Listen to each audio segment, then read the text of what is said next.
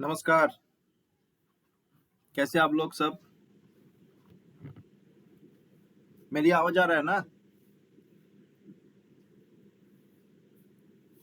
चलिए, हाँ सर। ठीक है। देखिए,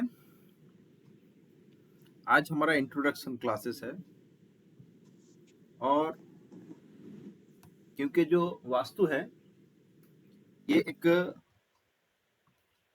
अलग सब्जेक्ट और एस्ट्रोलॉजी अलग सब्जेक्ट, दोनों ही पूरा का पूरा कंप्लीट सब्जेक्ट है और दोनों ही बहुत फास्ट है।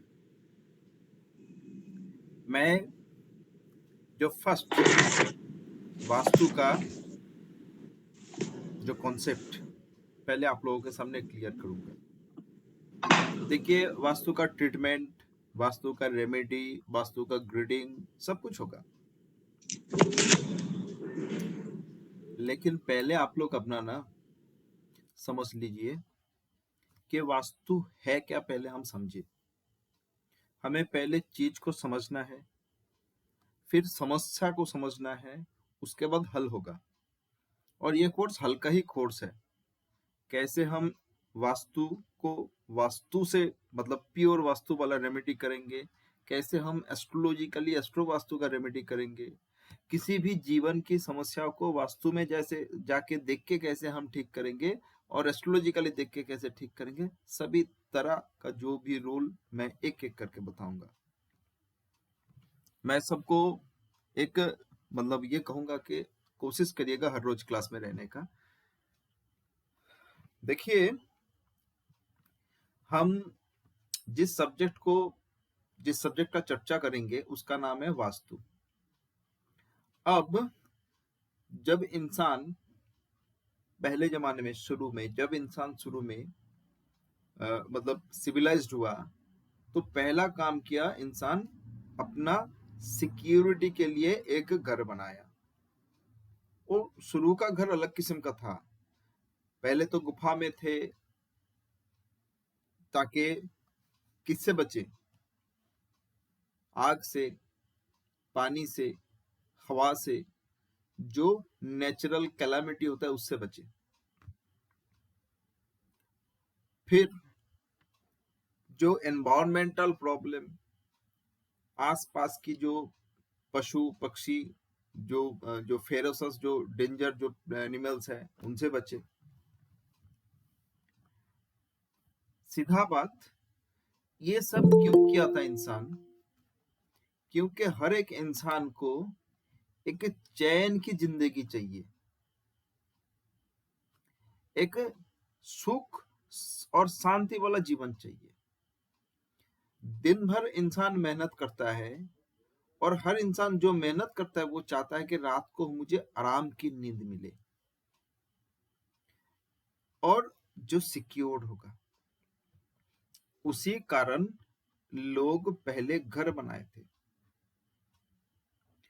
अब धीरे धीरे उसका डेवलप हुआ, तरीका बदल गया। इंसान सिविलाइज्ड हुआ नहीं, इंसान अपना जो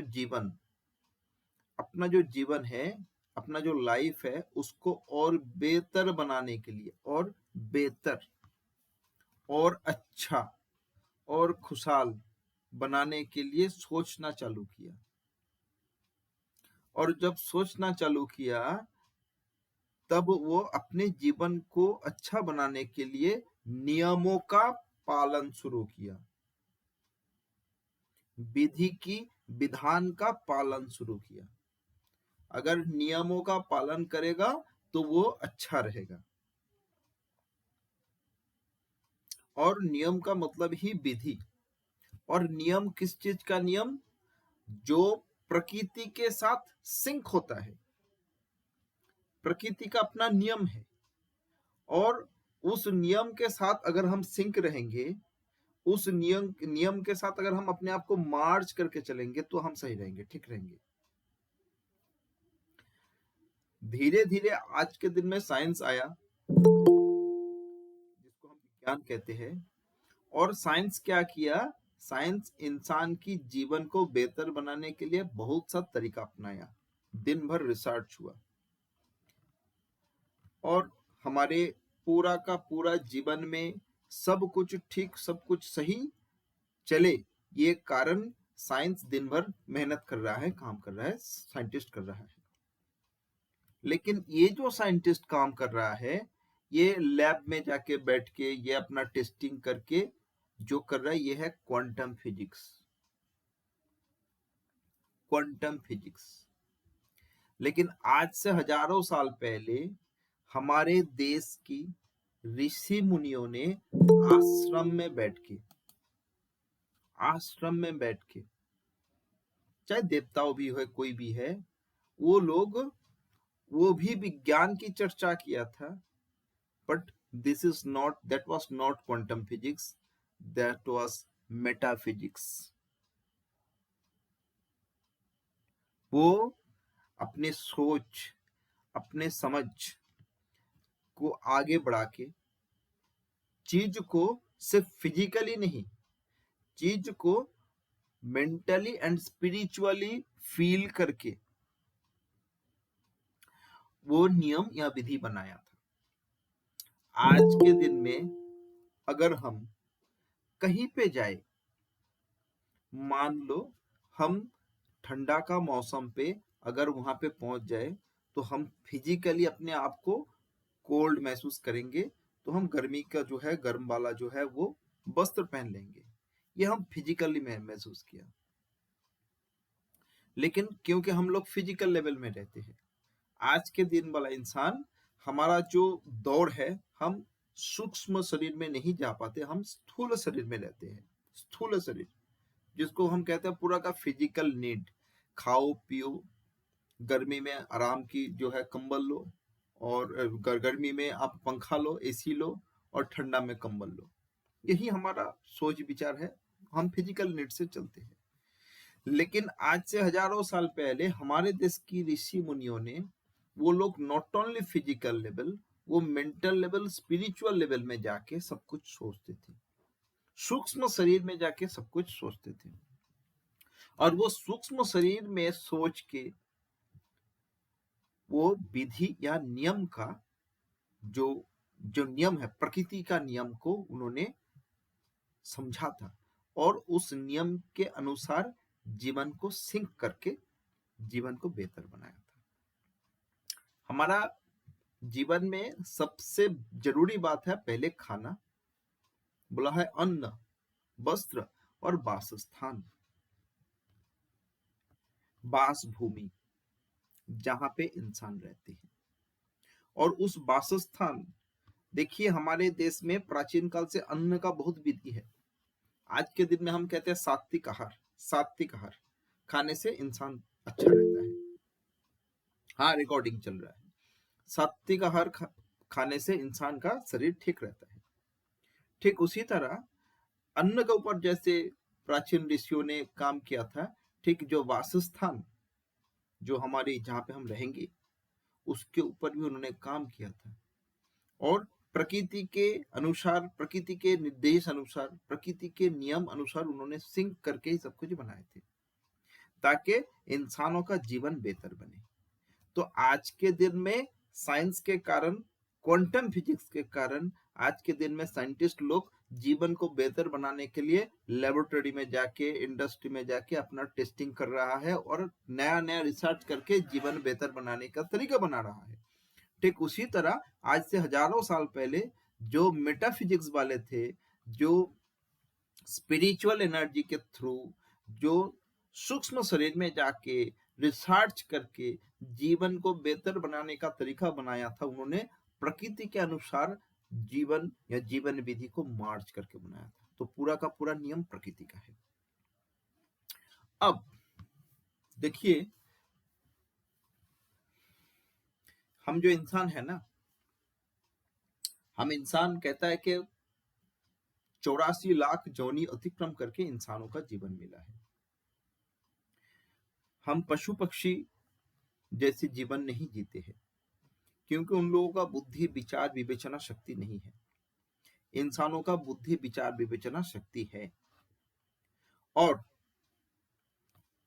द मेन थिंग की बात ऐसा है, जो सृष्टिकर्ता सृष्टि किया था, आप अगर जो सृष्टि का जो विवर्तन वो धीरे धीरे धीरे धीरे इंसानों में डेवलप हुआ, और शास्त्र कहता है कि इंसानी जन्म जीव को इसीलिए मिला ताकि वो इंसानी जीवन में इंसान की तरह जी के साधना करके परमात्मा में विलीन हो जाए और उसको मुक्ति मिल जाए। ये जो आत्मा का एक जन्म से दूसरा जन्म, दूसरा जन्म से तीसरा जन्म, लाखों लाखों जन्म की जो दौर चल रहा है, उसको मुक्ति मिल जाए। और इंसान का फर्स्ट एंड फॉरमोस्ट जो नीड था, प्राचीन ऋषियों ने जो समझा था कि इंसान को मोक्ष प्राप्त करना पड़ेगा, और मोक्ष प्राप्त करने के लिए इंसान को सूक्ष्म शरीर में जाके साधन करके साधन के उच्च स्तर में पहुंचना पड़ेगा। अब जो आम पशु पक्षी सब जीते हैं, जहां पे इंसान जीते हैं, सभी मूलाधार में जीते हैं।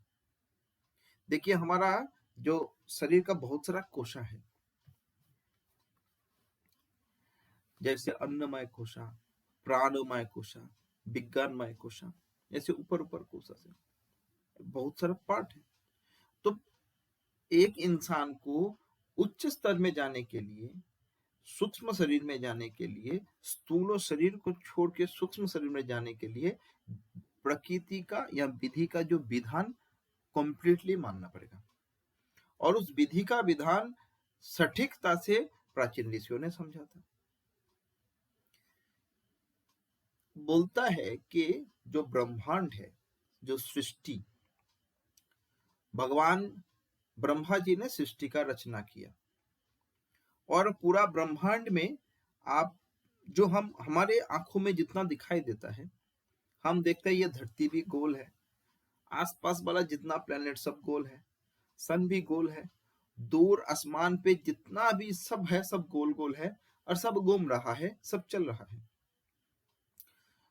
ब्रह्मा जी ने पूरा सृष्टि का रचना किया था, और पूरा सृष्टि का जो रचना एक ही देवता ने किया था, ब्रह्मा जी, और तरीका एक ही था। अगर ऐसा है तो सृष्टि में जो जो सृष्टि हुआ, उस सृष्टि का मेन जो कंपोजिशन वो एक ही होगा। तो वो ऋषियों ने प्राचीन काल में बोला कि जो मेन कंपोजिशन है वो है अग्नि, पृथ्वी, वायु, जल और आकाश। इसको कहते हैं पंचतत्व। ब्रह्मांड निर्माण का पंचतत्व है अग्नि, पृथ्वी, वायु, जल और आकाश। ब्रह्मांड निर्माण का पंचतत्व से ब्रह्मांड का निर्माण हुआ, जिसको हम 5 एलिमेंट्स कहते हैं। अब अगर ये धरती पंचतत्व से सृष्टि हुआ है, तो जितना भी जो भी है ब्रह्मांड में, सभी जगह में निश्चित रूप से ये पंचतत्व का उपस्थित होना चाहिए। जहां पे जितना होगा वहां पे उतना ही है। अगर ब्रह्मांड का निर्णय में पंचतत्व का दरकार है, और इस पंचतत्व में जो है, एक हमारी एक शास्त्र का वचन है, जो जत्र ब्रह्मांड तत्र पिंड। तो ब्रह्मांड को क्या कहता है? ब्रह्मांड और पिंड मतलब इस धरती को कहता है पिंड, जहां पे हम रहते हैं, जन्म लेते हैं। और इस धरती के अनुसार बोला, ये जो शरीर है, ये ब्रह्मांड जो जो कुछ लेके निर्मित हुआ है, ये हमारा शरीर भी वो सभी कुछ लेके निर्मित हुआ है। अगर पंचतत्व ब्रह्मांड की सृष्टि अगर पंचतत्व से हुआ है, हमारा शरीर भी पंचतत्व से सृष्टि हुआ है। और ये जो धरती अगर पंचतत्व में सृष्टि हुआ है, धरती क्या है? ऊपर आसमान, नीचे जमीन। हम इस जमीन पे रहते हैं, हमारे ऊपर आसमान है। और इस धरती में जो जो सामान, जो जो चीज मिलता है, उसी को हम क्या करते हैं? अगर पशु पक्षी कहाँ पे रहते हैं? पशु पक्षी जमीन पे रहते हैं, इधर से उधर उधर भटकते रहते हैं। इंसान एक समय पशु पक्षी की तरह था, भटकते रहते थे। जब उसका बुद्धि हुआ, विचार विवेचना शक्ति आया, तब उसने क्या किया? पूरा ब्रह्मांड को, पूरा धरती को उन्होंने क्या किया, अपना एक लिमिट में बांध दिया, क्योंकि इंसान का जो विचार, बुद्धि, विवेचना शक्ति आया, वो अपना लिमिटेशन समझा, और जब लिमिटेशन समझा वो क्या किया, धरती को भी अपने आप के अंदर लिमिटेड बना लिया। वो क्या किया, एक अपना आश्रय स्थल बना लिया, एक अपना भवन बना लिया, एक अपना घर बना लिया, अपना वास्तु बना लिया, जिसके अंदर वो सिक्योर रहेगा। बट द कंटेंट जत्त ब्रह्मांड तत्व पिंड, वही पंच तत्व जिसकी आधार पे पूरा ब्रह्मांड है, वही पंच तत्व जिसकी आधार पे पूरा विश्व है, यूनिवर्स है, और वही पंच तत्व घर में, वास्तु के अंदर। जैसे कि आप, समुंदर बहुत बड़ा है, पानी ही पानी, उस पानी का जो एट्रीब्यूट्स है, अगर आप उस पानी को एक बाल्टी में, एक कंटेनर में ले लोगे, थोड़ा सा पानी 2-5 लीटर, तो वो पानी का एट्रीब्यूट्स का समुद्र का पानी का एट्रीब्यूट से बदल जाएगा। वो समुद्र का जो पानी है वही पानी इस कंटेनर में भी रहेगा। Mother main thing same. ठीक उसी तरह ब्रह्मांड बहुत बड़ा है, उसके अंदर एक धरती है, धरती बहुत बड़ा है, उसके अंदर मेरा घर है, धरती के अंदर ही मैंने अपना घर बनाया। मैं हजारों साल पहले, लाखों साल पहले, मैं भी एक पशु पक्षी की तरह थे। जब पशु पक्षी जैसे भटकते हैं, मैं भी ऐसे ही भटक रहा था। आज मैं, भगवान की दया से मुझे बुद्धि विवेचना मिल गया, तो मैं उस क्या किया, अपने आप का सराउंड जो है उसको लिमिट बना लिया। तो जो ब्रह्मांड में है वही जो है। और क्यों बनाया, क्योंकि जो सिंक वाला बात है ना, प्रकृति के अनुसार, प्रकृति के साथ अपने आप को सिंक करके रहना है, तो उसी कारण ऐसे घर बनाया। अब जब घर बनाया इंसान, प्राचीन ऋषियों ने जो घर बनाया, देखिए एक नियम है, वो है सृष्टि का नियम। प्राचीन ऋषियों ने समझा था कि जो सृष्टि होता है, इनिशिएशन, सृष्टि, अब आज के दिन में हमें किसी को पता नहीं कि कैसे सृष्टि हुआ था। हमारा शास्त्र कहता है कि भगवान विष्णु की नाभि कमल से ब्रह्मा जी का सृष्टि हुआ। अब भगवान विष्णु जी का नाभि कमल, अगर आप इसको सोचोगे, जब माता के जठर में, गर्भ में संतान रहता है, वो जैसी भगवान विष्णु क्षीर सागर में ऐसा करके सोया है, देखिएगा गर्भ में बच्चा भी ऐसे ही करके गहरा नींद में सोए रहते हैं, और उसका भी नाभि माँ के नाभि के साथ कनेक्टेड रहता है। तो सृष्टि का नियम है, जहां से पूरा सप्लाई लाइन। तो बात ऐसा है कि सृष्टि हुआ, ब्रह्मा जी, अब एक जातक जो माता की जठर में है, वो जन्म के बाद ही अपना सृष्टि का रचना करता है।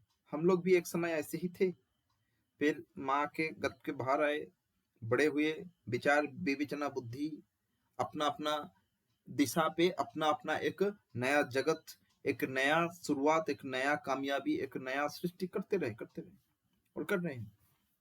ठीक उसी तरह यह सृष्टि में भी जो कुछ हुआ था, एक शुरुआत होता है, और उस शुरुआत को हमारे ऋषियों ने ऑब्जर्व करके देखा कि जब भी कोई शुरुआत होता है, जब भी कोई शुरुआत, कोई भी, सब जगह का, सबका शुरुआत एक ही तरह है।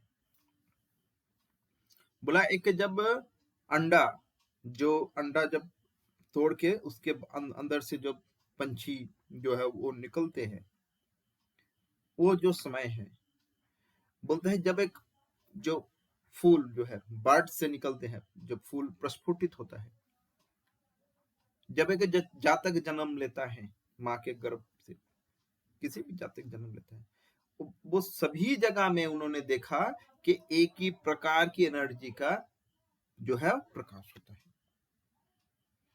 एक ही प्रकार की ऑरा का विकास होता है, चाहे अंडा हो या जो फूल। और उन्होंने कहा कि कोई भी सृष्टि, ये हमारा प्राचीन ऋषि होगा, कोई भी सृष्टि, कहीं पे भी कोई भी अगर सृष्टि हो जाए, तो उस सृष्टि के समय एक ही प्रकार का एक ही प्रकार का आपका जो ऑरा जो है उसका विकास होता है। अब जब हमारा भवन बनता है, जब हमारा घर बनता है, तो हम क्या करते हैं कि वास्तु को जो है भूमि को कर्षण करके वहां पे गड्ढा खोल के शुरू करते हैं। जब भी कहीं पे कोई शुरुआत होता है, वो वही जो एनर्जी का जो प्रकाश, वही प्रकाश होता है। जैसे कि बोलता है कि जो कमल कमल जब खिलता है, कमल खिलते समय, कमल ऐसे जब खिलता है, कमल खिलते समय जो ऑरा जो प्रकाश होता है, ठीक उसी प्रकार की प्रकाश सभी शुरुआत में, सभी चीज का सभी शुरुआत में होता है। तो वास्तु का भी जब विकास होता है, वास्तु का जी जब हम वास्तु का शुरुआत करते हैं किसी जमीन को कर्षण करके, तो वही ऑरा का विकास होता है। अब हम क्या करते हैं कि वास्तु शुरुआत में क्या करते हैं, उसको पहले सराउंड कर लेते हैं, एनक्लोज बना लेते हैं। एनक्लोज, भूमि ओपन था, वहां पे एक लिमिट करके हम एक एनक्लोज्ड एरिया बनाते हैं। अब जब भी कोई एनक्लोज मतलब क्या है, आप जैसे नदिया में है या तालाब में है, कहीं पे पानी है, पानी पानी, आप वहां पे क्या किया, एक छोटा सा एरिया पे आप मिट्टी का जो है दीवार बना के आपने एनक्लोज बनाया। तो वो अंदर वाला जो पानी है, जो जो पूरा तालाब में या नदी में जो पानी है वो तो पानी है, बट आप जो एनक्लोज कर लिया, उस अंदर वाला पानी में आपका दखल रह जाएगा। पूरा तालाब में आप कुछ ना कर पाओ, लेकिन वो छोटा वाला जो पानी है आप उसको उठा के फेंक सकते हो, आप उसको गंदा कर सकते हो, आप उसमें अच्छा पानी डाल सकते हो, आप वहां पे मछली रख सकते हो, क्योंकि आपने बनाया वो एनक्लोज्ड एरिया में, आप जो चाहे कर सकते हो। ठीक उसी तरह ओपन स्पेस में हम कुछ नहीं कर पाएंगे, बट जब भी हम धरती के ऊपर, जमीन के ऊपर एक अपनी बुद्धि विचार विवेचना के अनुसार जगह या जमीन को एनक्लोज कर देंगे, तो वहां पे बाहर हवा है, घर के अंदर भी हवा है, बट दोनों में डिफरेंस रह जाएगा क्योंकि वो एनक्लोज हो गया। और हमारा जो बातचीत है इस एनक्लोज स्पेस को लेके, हम पूरा ब्रह्मांड की जो वहां पे जाएंगे नहीं, हम पूरा विश्व भर में जाएंगे नहीं, हम वहां उसके एट्रीब्यूट्स देखिए। जैसे प्रकृति का अपना नियम है, प्रकृति अपना नियम पे चलता है, लेकिन जब घर हम बना लेते हैं, एनक्लोज बना लेते हैं ना, बाहर में जो है घर के अंदर भी वही है, लेकिन बाहर प्रकृति के नियम के अनुसार है, बट जब हम एनक्लोज बना लेते हैं, वो हम उसकी नियम बना लेते हैं अपने तरीके से। अगर वो गलत हुआ तो वो हमारा गलत इफेक्ट करेगा, अगर सही हुआ तो हमारे ऊपर सही इफेक्ट करेगा। और इस एनक्लोज स्पेस को समझने के लिए प्राचीन ऋषियों ने कुछ तरीका अपनाया था। कहावत है कि सबसे प्राचीन जो वास्तुकार में जो बेस्ट थे, शुक्राचार्य भगवान, प्राचीन देवताएं, बट इसके ऊपर सबसे ज्यादा जो रिसर्च किया था वो उनका नाम था भगवान विश्वकर्मा, जिन्होंने प्राचीन काल में वास्तु के ऊपर सबसे अच्छा रिसर्च किया था, और उनकी रिसर्च के बलबूते पे ही हम लोग आगे चलेंगे। विश्वकर्मा प्रकाश ग्रंथ में वास्तु की पूरा नियम सटीक रूप से उल्लेखित है। प्राचीन काल में दक्षिण भारत की जितना भी मंदिर है, उत्तर भारत की जितना भी मंदिर है, वो सभी जो बनता था उस प्राचीन नियम के अनुसार। आप लंका नगरी कहो, इंद्रप्रस्थ कहो, द्वारका नगरी कहो, सभी विश्वकर्मा जी ने ही रचना किया था, और उन्होंने नियम के अनुसार ही बनाया था।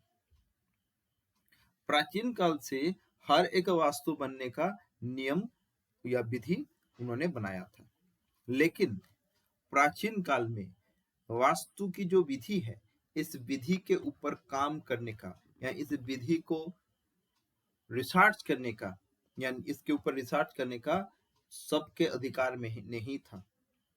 राजा भोज के समय अगर कोई वास्तु की अध्ययन करते थे बिना अनुमति का, तो उसका गर्दन जाने का विधि था राजा भोज के समय। अर्थात एक ऐसा नियम है जिस नियम गलत हाथ पे ना जाए, उसीलिए इतना नियम बनाया हुआ था। जो लोग प्रॉपर सर्टिफाइड अर्थात यथार्थ गुरु के पास जाके यथार्थ शिक्षा ले पाए, वही वास्तु का विधि बनाते थे। और आज हम लोग वही वास्तु की विधि के ऊपर चर्चा करेंगे। देखिए, एक्चुअल में वास्तु या जिसको हम भवन कहते हैं, वो हम क्यों बनाते हैं? भवन की दरकार क्या है? भवन की दरकार है हमारी अच्छा रहने के लिए हम भवन बनाते हैं। भवन का शब्द आया कहां से? धरती को हम कहते हैं भुवन, कहते हैं त्रिभुवन, जो स्वर्ग मर्त्य और पाताल। तो जहां पे हम रहते हैं ये है हमारा भुवन, भुवन। और उसी भुवन से आया है हमारा ही भवन। और उस भुवन और भवन के बीच ये जो शब्द आया है, इसका एक्चुअल धातुगत जो शब्द है वो है भबा, भबा, भबा, जिसका अर्थ है बीइंग, मैं हूं। हमें रहना है, जिंदा रहना है और रहना है, यही सबसे बड़ा बात है। एक इंसान जन्म ले लिया तो जन्म ले लिया मतलब उसको जीना पड़ेगा, जिंदा रहना पड़ेगा। उसका फर्स्ट, उसका एक ही नीड है, भाई रहना है हमें। और हम हमारा भी एक ही नीड है, वी वांट टू बी। तो वो भव से ही भवन, भव से ही भावना, और भव से ही भुवन आए हैं। और ये जो भवन, ये जो भुवन, ये जो भावना, सब इंटरकनेक्टेड बात है। मैं एक एनक्लोज बना रहा हूं ओपन स्पेस में, किस हिसाब से बना रहा हूं? मैं अपने अपने आप, मेरा अपना खुद का हिसाब से, खुद की दरकार के अनुसार बना रहा हूं।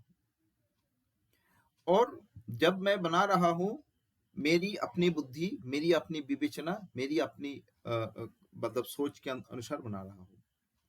लेकिन मेरा बुद्धि विभ्रांत हो सकता है, मैं एक इंसान हूं।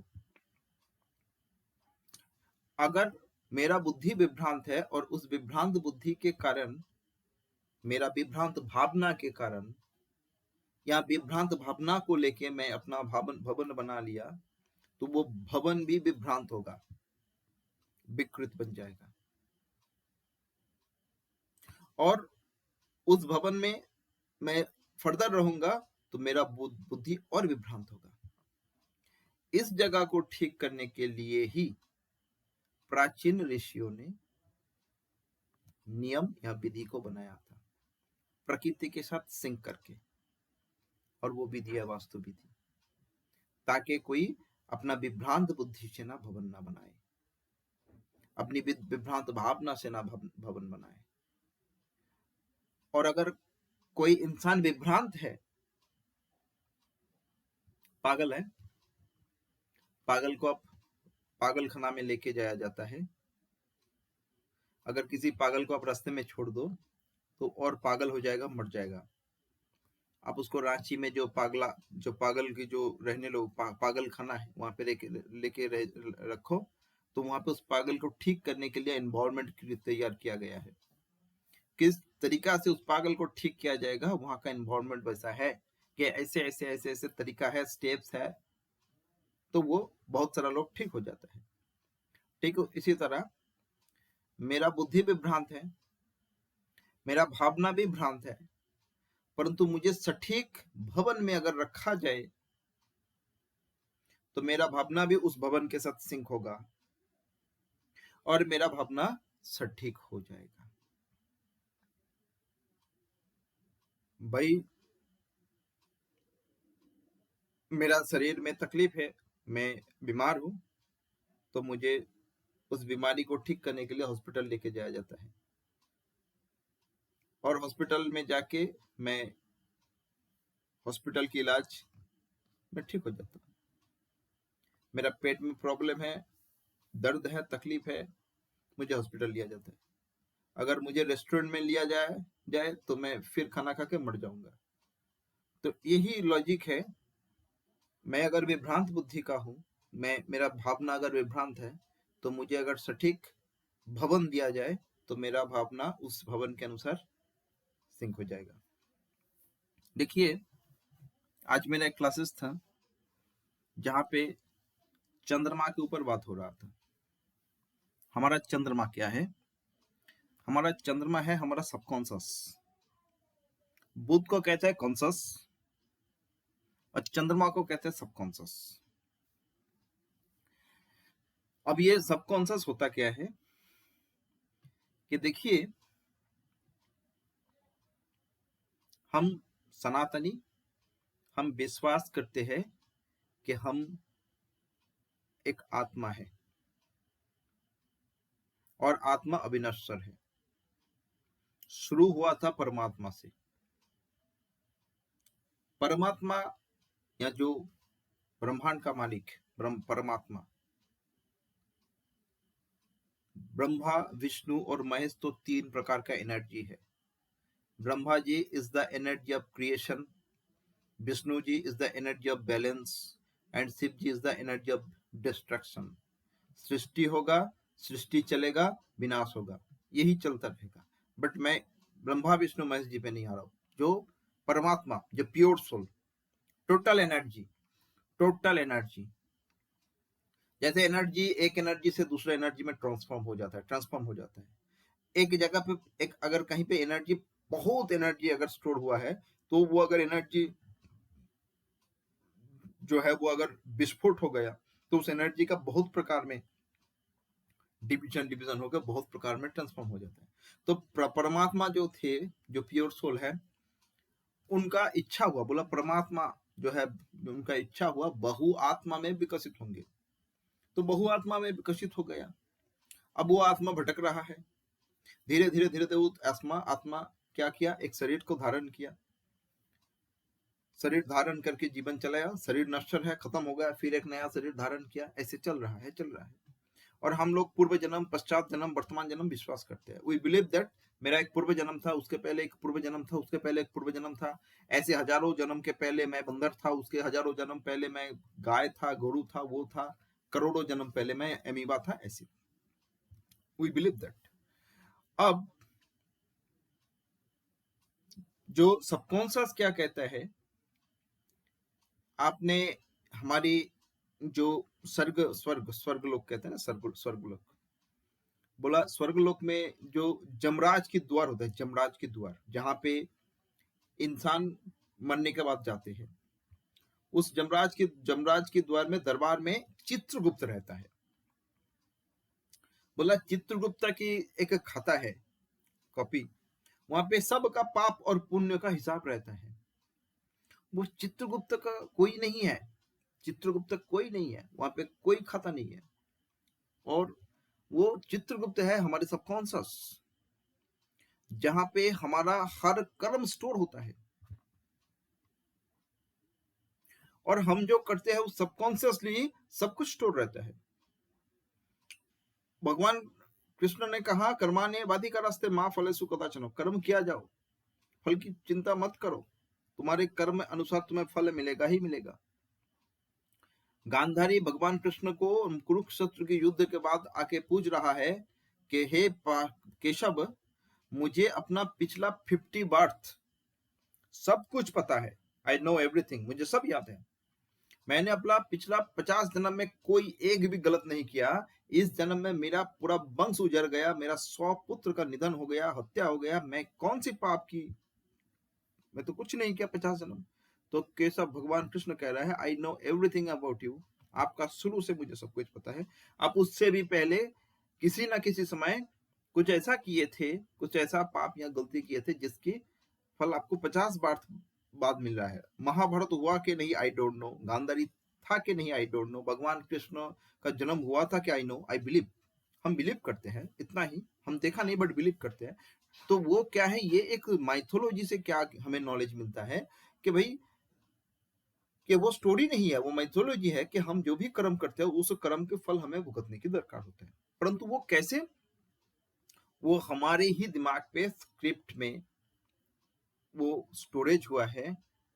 अब जो नक्षत्र वाला ज्योतिष है, नक्षत्र में कहता है कि नक्षत्र is the store house of fruits. नक्षत्र के अंदर हमारी कर्म के फल वो संचित रहता है, हम जो भी काम किया वो संचित रहता है।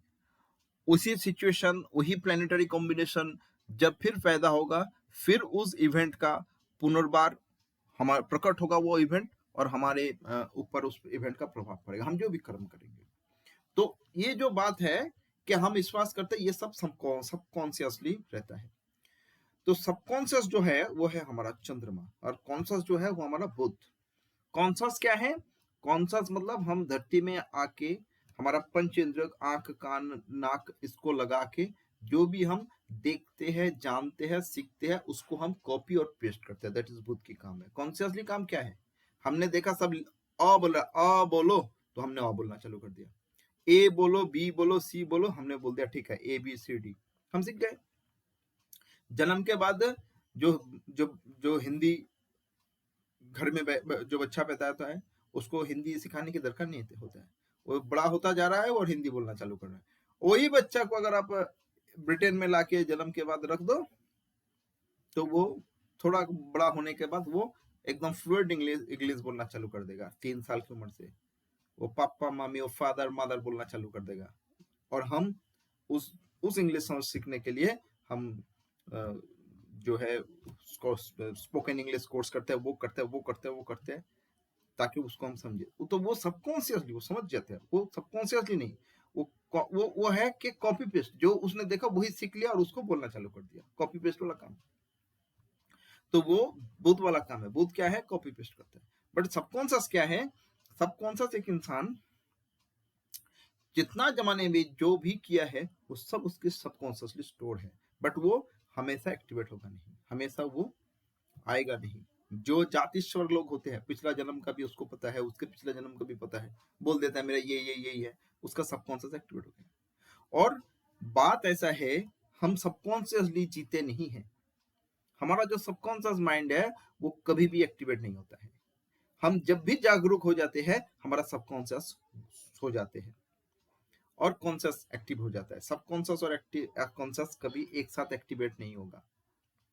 बुध और चंद्रमा कभी मिलेगा नहीं, तो शत्रु है। तो सबकॉन्शियस जब हमारा एक्टिवेट होता है, हम कब होता है? जब हम सो जाते हैं, नींद में, गहरी नींद में चले जाते हैं, हमारा सबकॉन्शियस एक्टिवेट हो जाता है। और हमारा कॉन्शियस माइंड जो है, जब हम जीते हैं, जब हम मतलब जो मतलब जागरूक रहते हैं, तो हमारा कॉन्शियस माइंड एक्टिवेट होता है। उस समय हम जो देखते हैं, जो जानते हैं, जो सुनते हैं, उसी को हम सीखते हैं। हमने कुछ सुना, उसको हमने सीखा, हमने कुछ देखा, उसको हमने सीखा, वो कॉन्शियसली करते हैं। लेकिन सबकॉन्शियस की बात है सर।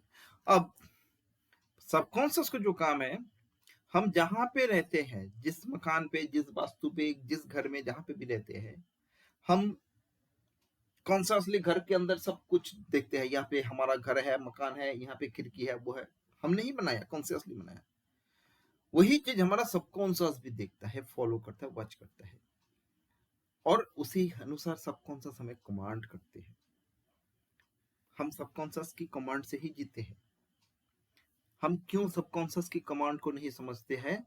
मैंने आपको क्या कहा, हमारा जो पूरा पंच कोशा है, हमारा अन्नमय कोशा, हमारा प्राणमय कोशा, मनमय कोशा, विज्ञानमय कोशा, जब कोई इंसान ऊपर पहुंच के, हम मूलाधार में जीते हैं, मूलाधार, हम पिंड में जीते हैं, मूलाधार को कहते हैं पिंड, हम पिंड देश में जीते हैं, मूलाधार में जीते हैं। हम फिजिकल नीड, फिजिकल बॉडी में रहते हैं, स्थूल शरीर में रहते हैं।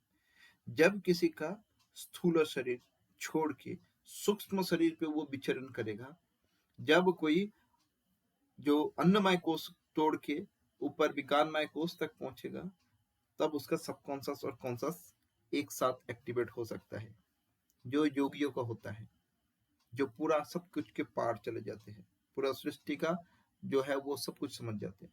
बट हम आम इंसान हैं, हमारा सबकॉन्शियस और कॉन्शियस माइंड मिलने वाला है नहीं। हम जब सो जाएंगे, गहरी नींद में चले जाएंगे, हमारा सबकॉन्शियस माइंड एक्टिवेट होगा, फिर जाग जाएंगे, हमारा कॉन्शियस माइंड एक्टिवेट होगा। और सबकॉन्शियस की कमांड से ही पूरा जीवन, पूरा सब कुछ चलता है, बट उसके साथ हमारा कोई रिश्ता नाता नहीं है। सबकॉन्शियस से अगर हमारा गलत कमांड आएगा हमारे ऊपर, हम गलत दिशा पे भटकेंगे। सबकॉन्शियस से अगर सही कमांड आएगा, हम सही दिशा पे भटकेंगे। हम पूर्व जन्म में क्या किया, कौन सा कर्म किया है, पूरा का पूरा स्टोर हुआ है। अगर गलत किया तो सबकॉन्शियसली इस जन्म में हमें गलत दिशा दिखाएगा, हम भटकेंगे गलत रास्ते पे। अगर हमने पिछला जन्म में किसी का खून कर दिया था तो सबकॉन्शियसली इसी जन्म में सबकॉन्शियस माइंड भी हमें गलत रास्ता पे भटकाएगा, हम जाके खून हो जाएगा। अगर उसी प्लानिटरी सिचुएशन कॉम्बिनेशन पैदा हो जाए तो जो भी गलती, अगर हम चीटिंग किए थे तो चीटिंग वो इस जन्म में भी हो सकता है।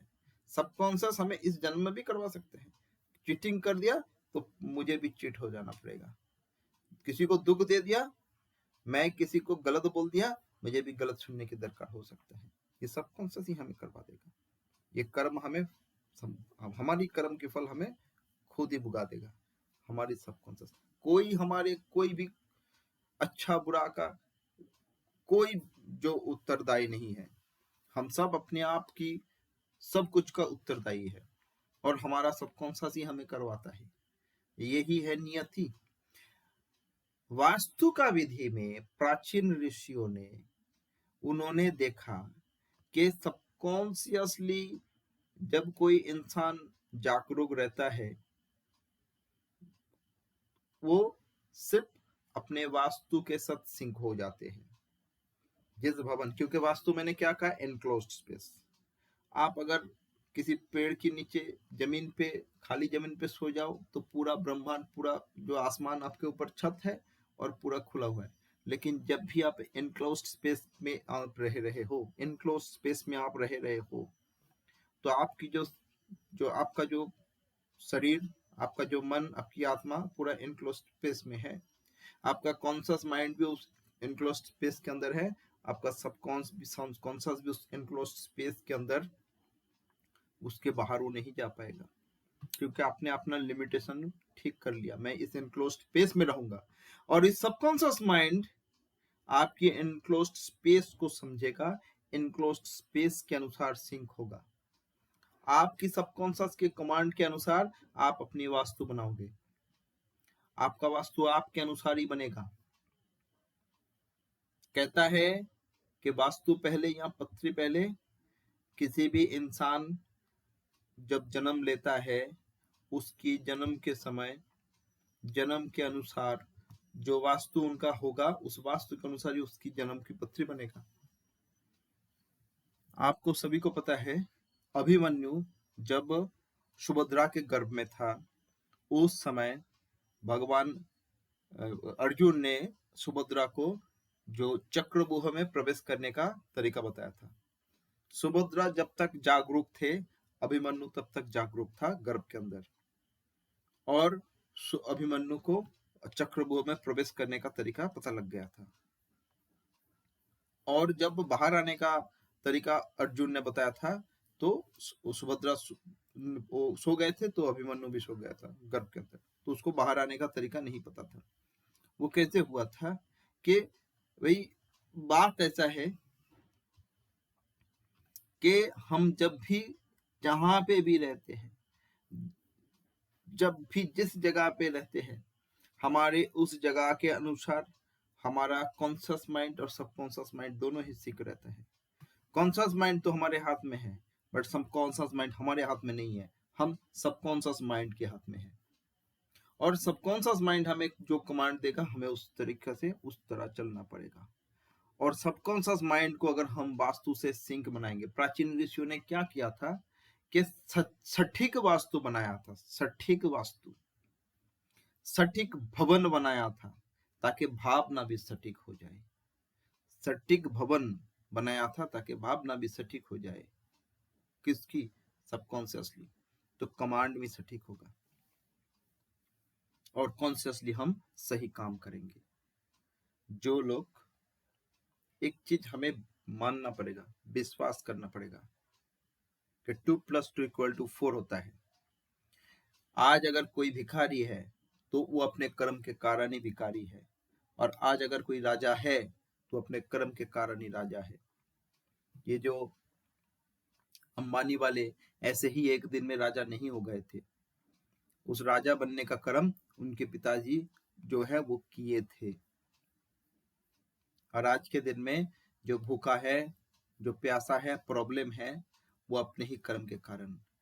देखिएगा बहुत सारा लोगों को कोई सहन नहीं पाते हैं, सभी उनको जो है, सभी उनको क्या करते हैं, सभी उनको वो हटाओ हटाओ ऐसे करते हैं। अब छान के देखिएगे, जिसको सब हट हट जाओ कहता है, वो खुद में ही प्रॉब्लमेटिक है। उसकी प्रॉब्लम के कारण, उसके अपने मंद बुद्धि के कारण, उसकी गलत सोच के कारण, गलत भावना के कारण ही वो आज इस जगह पे आए हैं। उसी कारण अगर किसी का भावना ठीक करना है तो उसको भवन को ठीक करना पड़ेगा, और भावना ठीक हो जाएगा तो उसका भाव भी सही हो जाएगा।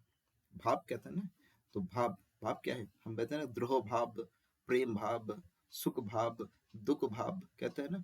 भवन ठीक होने से भावना ठीक हो जाएगा, भाव भी ठीक हो जाएगा, और इंसान का जीवन बेहतर हो जाएगा। लेकिन इसको बनाने के लिए हमें वास्तु को प्रकृति के नियम के अनुसार, विधि के नियम के अनुसार सिंक करना है।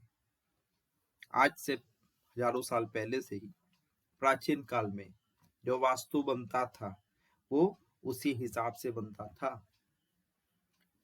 100, 200, 500 साल पहले भी देखिए, बाहरी जो प्रभाव है अलग प्रभाव है, लेकिन हमारे देश के जो इंसान थे, हमारे देश के जो देशवासी थे, वो बड़ा सुख शांति और चैन की जीवन यापन करते थे। कोई भी परिवार तोड़ जाते थे नहीं, हर परिवार में 100-200 आदमी एक साथ रहते थे, हर 100-200 आदमी एक साथ मिल बट के खाते थे। जब से हमारा वास्तु में चेंजेस आया, जब से हम वास्तु का विधि को छोड़ दिया, वास्तु का विधि को तोड़ दिया, हम अपने हिसाब के अनुसार बनना चालू किया। आज के दिन में जो घर बनता है, जो इंजीनियर्स लोग, सिविल इंजीनियर्स लोग घर की प्लानिंग करते हैं, उनकी नीड क्या है, उनकी वे क्या है, उनका सोच क्या है, जितना छोटा जमीन के अंदर जितना ज्यादा एक्टिविटीज बनाओ भाई, घर के अंदर अटैच टॉयलेट बनाओ ताकि बुढ़ापे में बाहर नहीं जाना पड़े, घर के अंदर किचन बना दो, घर के अंदर सब कुछ बना दो, एकदम आराम की जीवन, आराम की जिंदगी यापन करना है, और वो उसी तरह का बना देता है और आराम हराम होता है। भाई जो टॉयलेट क्या किया, अटैच टॉयलेट लगा दिया, गलत जगह पे टॉयलेट लगा दिया, उसके कारण वो टॉयलेट करना ही बंद हो गया, उसका जीवन ही खत्म हो गया, उसका पूरा सब बर्बाद हो गया रोग के कारण, वही कई कारण पे। तो ये गलत हो गया ना आज के दिन पे। तो प्राचीन काल में तो ये नहीं था। तो ये जो विधि, नियम और विधि, वास्तु एक वास्ट सब्जेक्ट है। प्राचीन काल से ऋषियों ने बहुत सोच विचार करके इसको बनाया थे, लेकिन बहुत सारे लोग आज के दिन में वास्तु का विधि मानते नहीं है, और ना मान के गलत दिशा पे भटक जाते हैं। एक बहुत बहुत बढ़िया साइंस है, एस्ट्रोलॉजी जैसे बहुत बढ़िया साइंस है, वास्तु भी एक बहुत बढ़िया साइंस है। हम लोग इस कोर्स में इस विज्ञान की चर्चा करेंगे। हम इस कोर्स में वास्तु के बारे में समझेंगे, वास्तुशास्त्र के बारे में समझेंगे, और इंसान की जीवन हम क्या करेंगे, भवन को ठीक करके भावनाओं को ठीक कर देंगे, और जब भावना ठीक हो जाएगा तो अपने आप इंसान सही रास्ते पे चल पड़ेगा। भाई चलना सबको है, कोई किसी का कर्म नहीं कर पाएगा, कर्म सबका अपना करना पड़ेगा। हम किसी का कर्म चेंज नहीं कर पाएंगे। लोग कहते हैं रेमेडी करके दशा को ठीक कर दो, होता नहीं है। How it will be possible? जो बुरा कर्म किया है, हम उसको ऐसे करके उसका बुरा कर्म का सटीक फल देना चालू कर देंगे? कुछ हद तक होगा, लेकिन जैसे स्टोर हुआ है ना, वो मिलेगा ही मिलेगा। आप आज बंद कर दो, कल मिलेगा, लेकिन उसको अगर ट्रांसफॉर्म करवा दो, जो गलत राह पे चल रहा है, दिशा गलत है, दिशा गलत है जिसका, उसका दिशा ठीक कर दो। ग्रह में, एस्ट्रोलॉजी में जैसी दशा की खेल है, वास्तु में दिशा की खेल है। हम इंसान की दिशा ठीक करने की प्रयास करेंगे। इंसान जिस दिशा पे चल रहे हैं उस दिशा को सटीक करने की प्रयास करेंगे विधि के अनुसार। और यहाँ पे पूरा का पूरा नियम फिट किया हुआ है, हमें उस नियम को समझना है और उस नियम को अप्लाई करना है। दो तरीका बनेगा, एक वास्तु का ओरिजिनल जो रूल और एक एस्ट्रोलॉजी का कनेक्टेड में वास्तु एस्ट्रो का रूल, और इसकी एप्लीकेशन सही ढंग से हम करेंगे तो हम किसी का जीवन क्यों, हमारा जीवन भी बेहतर बना पाएंगे। इन डेप्थ में जाएंगे। देखिए, मैं एक माइथोलॉजी बता रहा हूँ, स्टोरी। एक बार भगवान शिव जी के साथ अंधकासुर का लड़ाई मच गया। अंधकासुर मतलब जो अंध है, जिसको मतलब जिसका दिशा ज्ञान नहीं है, सीधा बात समझिएगा चीज को। अंधकासुर मतलब जो अंधा है, जिसका दिशा ज्ञान नहीं है। अंधा जो है वो दिशा कैसे समझेगा। तो उस अंधकासुर के साथ भगवान शिव जी का लड़ाई, घमासान लड़ाई, और इतना लड़ाई ना शिव जी जीत रहा है ना अंधकासुर जीत रहा है। और ऐसे लड़ाई में शिव जी बड़ा मतलब थक गया, अंधकासुर से लड़ते लड़ते थक गया।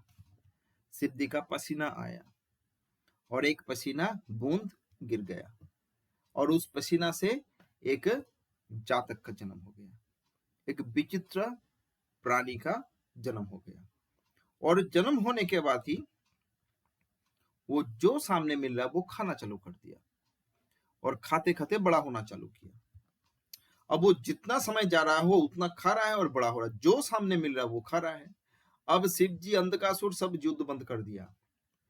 सबके मन में डर आ गया कि ये तो बढ़ रहा है, बड़ा हो रहा है, ये तो सबको खा लेगा, पूरा ब्रह्मांड को खा लेगा, क्योंकि ये जितना खा रहा है उतना बड़ा हो रहा है और उतना खा रहा है।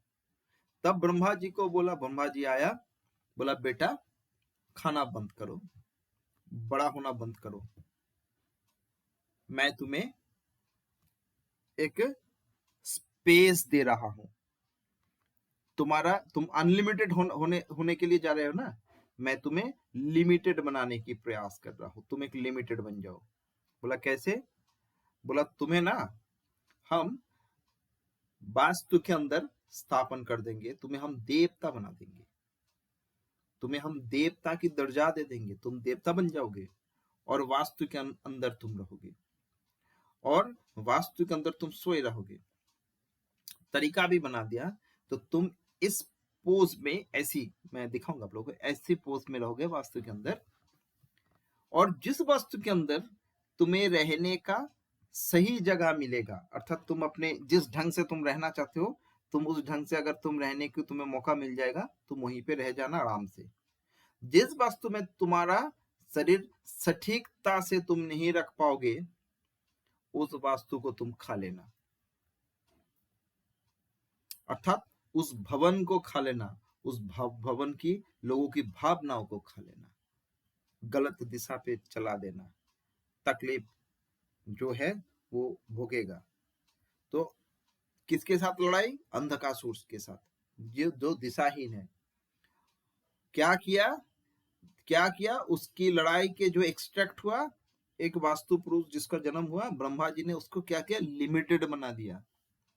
वास्तु के अंदर सही दिशा पे उसको सुला दिया, सही दिशा पे उसको सुला दिया, और सही दिशा पे सुला के बोला कि तुम इसके अंदर रहोगे। जिस वास्तु के लोग ध्यान में रख के, नियम में रख के, कि तुम जिस तरीका से सोना चाहते हो उस तरीका को वो मान के तुम्हें रहने का मौका देगा, तुम वहां पे रह जाना और उस वास्तु के लोगों को कोई हानि ना पहुंचाना। लेकिन जहां पे भी वास्तु डिफेक्ट होगा, तुम्हारा शरीर रखने की जगह सही नहीं होगा, वहां पे तुम उस भवन की लोगों को, उस भवन की लोगों की भावनाओं को खाना चालू कर देगा। और भावना का बहुत प्रकार भेद होता है, हर दिशा का भावना एक नहीं हो। हम जो सोचते हैं, हम कभी पैसा के बारे में सोचते हैं, हम कभी पढ़ाई के बारे में सोचते हैं, हम कभी शरीर के बारे में सोचते हैं, सभी हमारा भावना है। तो जिस दिशा को खाएगा हमारा उस दिशा का भावना भटक जाएगा और जीवन की उस दिशा खराब हो जाएगा। तो वास्तु में दिशा का खेल होगा। मैं दिशा आप लोगों को समझाऊंगा, परंतु वास्तु का विधि यही है। अब देखिए,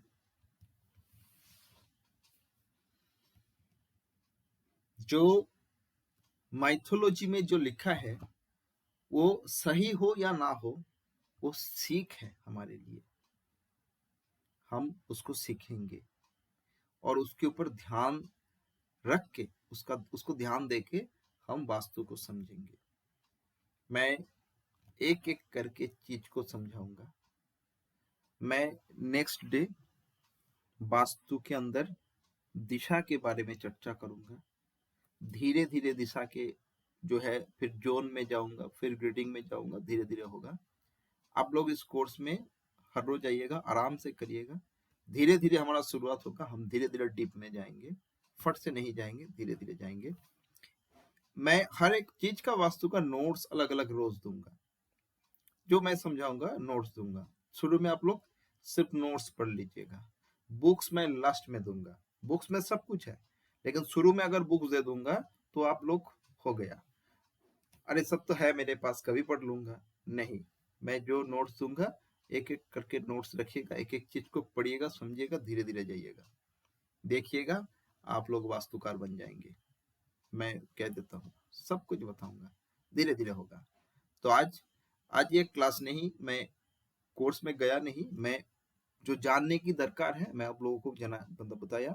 ये जानने की दरकार है, वास्तु क्यों करेंगे भाई, क्यों भवन के ऊपर हम काम करेंगे, उसकी लॉजिक को, ये दिशा का खेल है, हमें दिशा समझना पड़ेगा। लोगों का दिशा भटक जाते हैं, हम दिशा ठीक कर देंगे। जैसे एस्ट्रोलॉजी में लोग दशा ठीक करते हैं, हम दिशा ठीक करेंगे। और दिशा ठीक करेगा, देखिए एक इंसान गलत दिशा पे चल रहा है, अगर आप हाथ पकड़ के उसको, भाई ये गलत दिशा है भाई, इस दिशा पे चल, जाना पड़ेगा उसको, हम नहीं जाएंगे, हम उसका दिशा ठीक कर देंगे, इस दिशा पे चल भाई, ठीक चलेगा। वास्तु में वही करेंगे, हम दिशा ठीक कर देंगे। ठीक है जी, आज बहुत बकबक कर लिया। अब आप लोग बताइए, आप लोगों का मन में क्या है, क्या जानना है, बताइए। हम तो कोर्स में जाएंगे नेक्स्ट डे से। सभी लोग आए हो ना? कुछ लोग तो आए नहीं, कुछ लोग निकल भी गए हैं। चलिए कोई बात नहीं है, बोलिए आप लोगों का किसका क्या चिंतन है, मन में क्या है, बता दीजिए। क्लास में हर रोज शुरू में प्रीवियस क्लासेस का जितना भी डाउट्स है शुरू में बताइएगा, ये मेरा रूल है।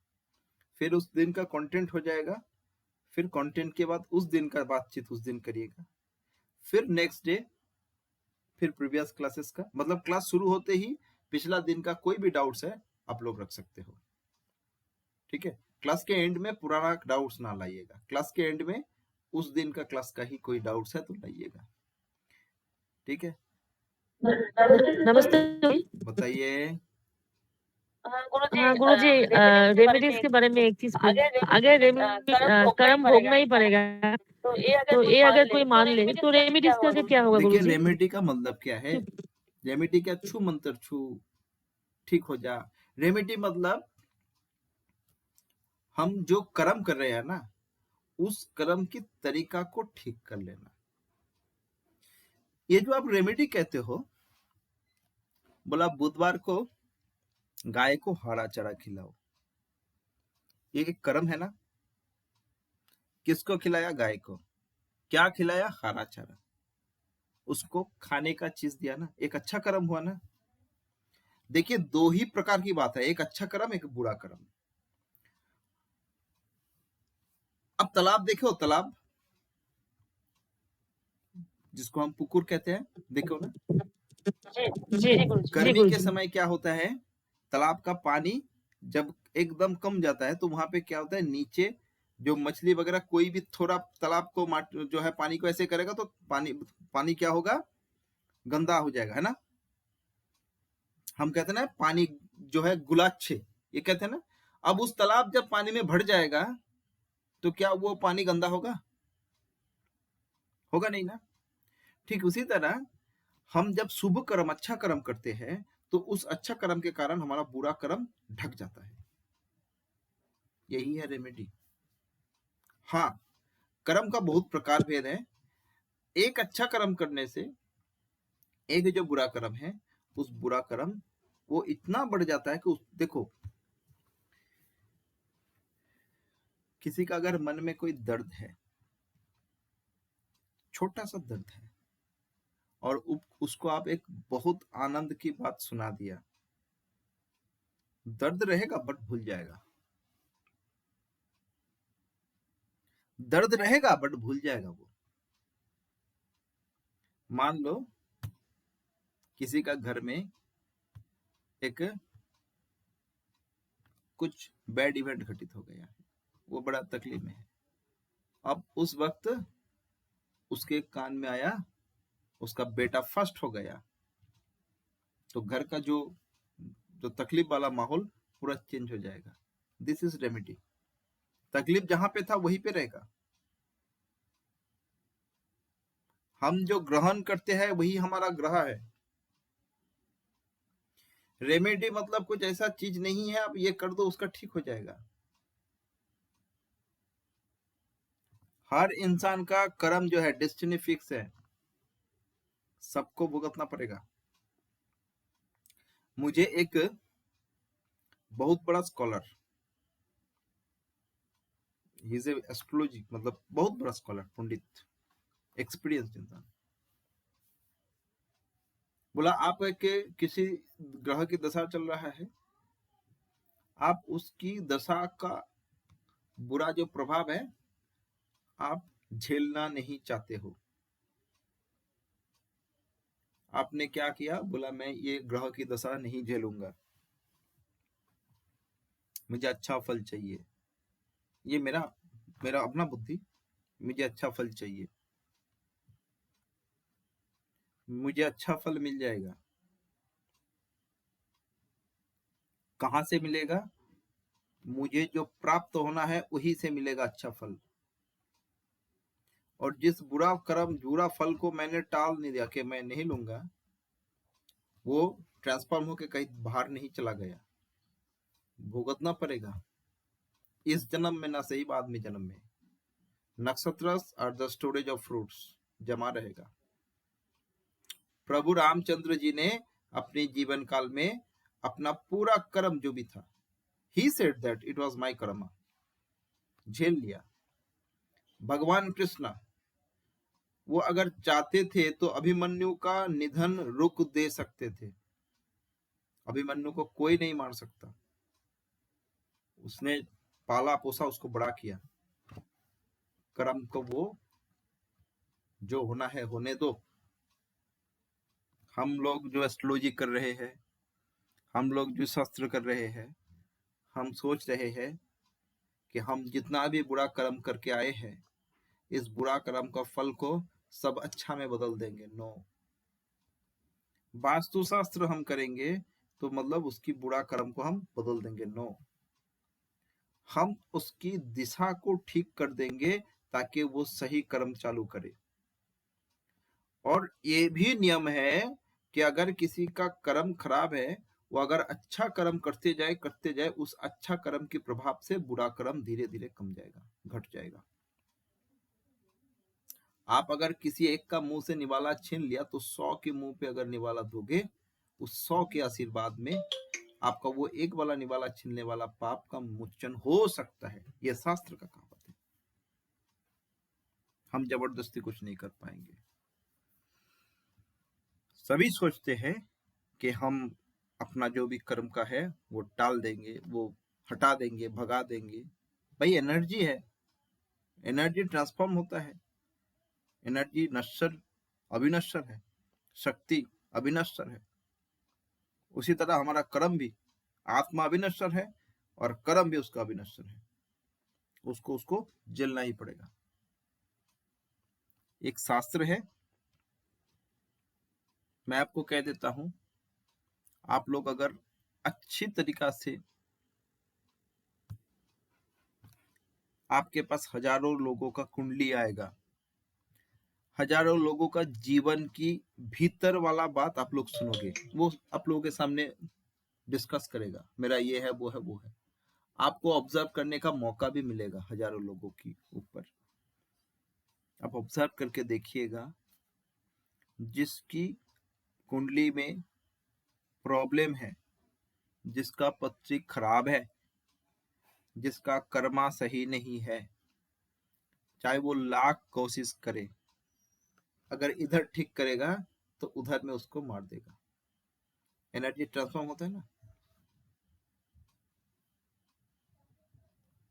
पैसा कमाने के चक्कर में जाओ, धर्म करने के चक्कर में जाओ, चाहे कहीं पे भी जाओ, एक होने से दूसरा का प्रॉब्लम होगा। ठीक है सुवर्णा जी, कौन किया था? देवजानी जी।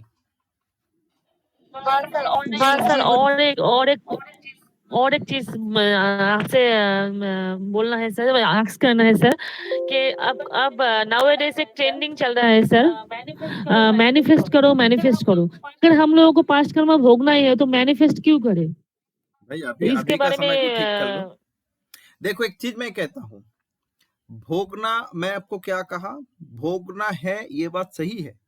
और ये भी बात सही है, अगर हम अच्छा कर्म चालू करें,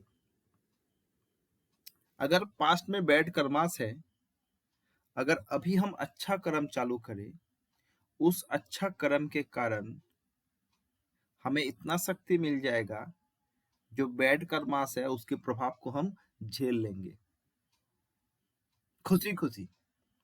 भाई जिसका शरीर का इम्यूनिटी अच्छा है ना, उसको कैंसर भी मंजूर है।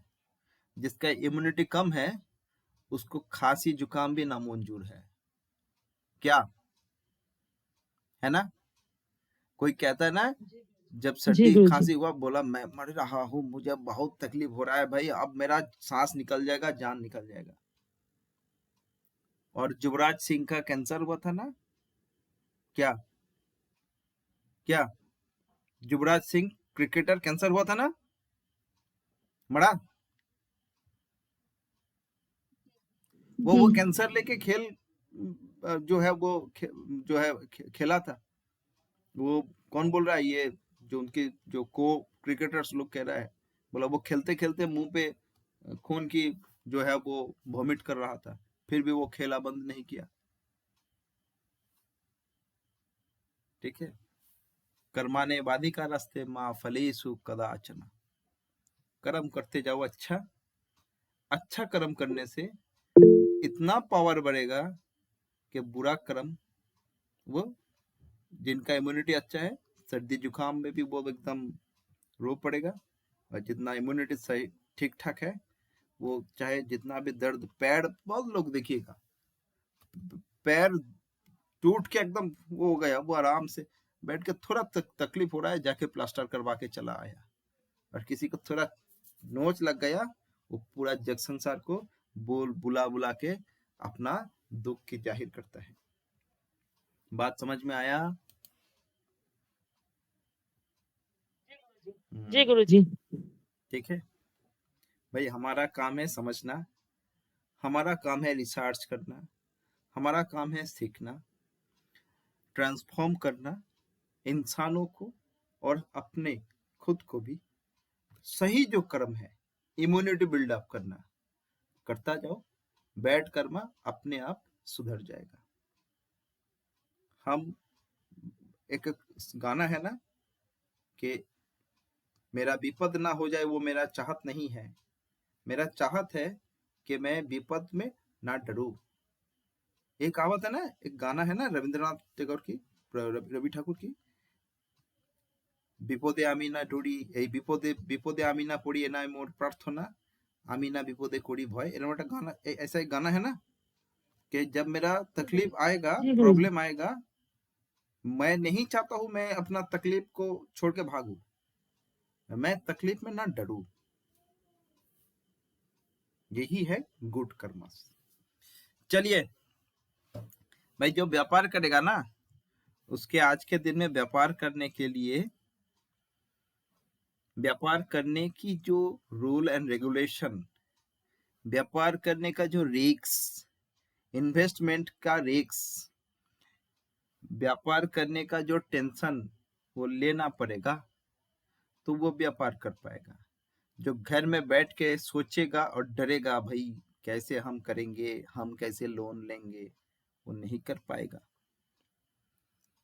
वास्तु ठीक कर दो, उसका कॉन्फिडेंट बिल्डअप हो जाएगा, एनवायरनमेंट सही हो जाएगा, उसके अंदर साहस आ जाएगा, उसको देखने का जो जो वो देख नहीं पा रहा तो वो देख लेगा सही, और जाके टेंशन भी झेल लेगा, रिस्क भी ले लेगा, लोन भी ले लेगा, और व्यापार करके तरक्की करके आके बोलेगा आपने मेरा नॉर्थ को ठीक कर दिया था, मेरा सब फटाफट हो गया, मैं बहुत बड़ा बिजनेसमैन बन गया हूँ। ठीक है जी, चलो आज इतना तक।